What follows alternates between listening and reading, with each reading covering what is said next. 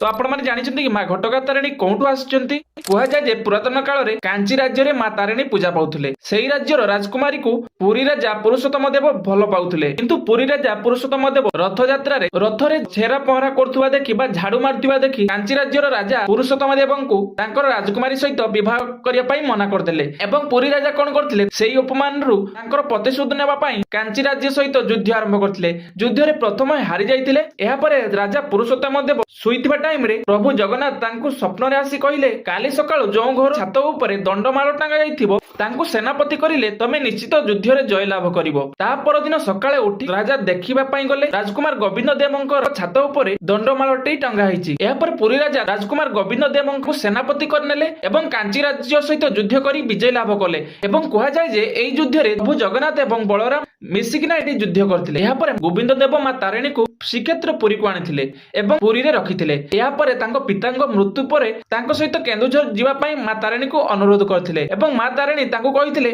तो सहित मु जीबी तू आगे आगे जीवो मु पछ पछ जीबी तू जोंठी भी पछको घुरिकी चाहिबो मु सेठी ही रहिबी तो एइटा माँ तारिणी तांको कहिथिले रास्ता रे किछि बाट जाउ जाउ राजकुमार गोविंद देव जीरो शब्दरु आभास पाइथिले जे माँ तारिणी तांको सहित आसुचंती एमिति बहुत बाट जाउ जाउ घटगाँ जंगल पड़िथिला गोविंद देव आउ पाउजी शब्द सुनिया पई पाइले नाही सेति पई गोविंद देव कोन कले पछको बुलेकी चाहिदेले एटी माँ तारिणी रहि जाइथिले एवं माँ तारिणी तांको कहिथिले जे मु तते पछको घुरिकी चाहिया पई मना करथिली तू किंतु सेटा मानिलु नाही सेति पई मु एइटी रहउची सेति पई से घटगाँ जंगल रे सब दिन पई रहि गले तो एइटा आपण जानिथिले कि नाही कमेंट के माध्यम रे जणांतु तो एई भली इन्फॉर्मेटिव वीडियो देखिया पई हमको फॉलो एवं सब्सक्राइब कर रखंतु एवं वीडियो को शेयर कर दियंतु।